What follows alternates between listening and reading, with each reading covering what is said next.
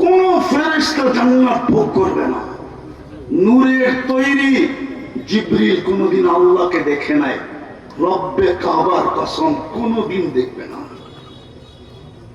প্রমাণ করতে পারবে না জিবরিল আল্লাহকে দেখবে। যদি দেখতেই পারতো তাহলে মেরাজের রাত্রে আরেকটু আগে যেত, আরেকটু না হুজুররা মানে না, আরেকটু আগে যেত, বলতো না যে আগে যাওয়ার অনুমতি নাই।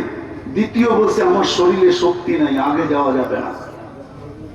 অথচ আমরা জান্নাতে প্রতি সপ্তাহে কমসে কম একবার আল্লাহকে দেখবো। আমাদের নবীজি তো দুনিয়ায় থাকতেই দেখাচ্ছে।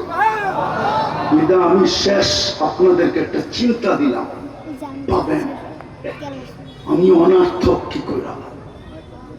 আপনি আর আমি অনার্থক না, যুবক তুমি অনার্থক না। যৌবনটাকে মূল্যায়ন করো, নাইলে ওই আল্লাহওয়ালার কথা সত্য হবে।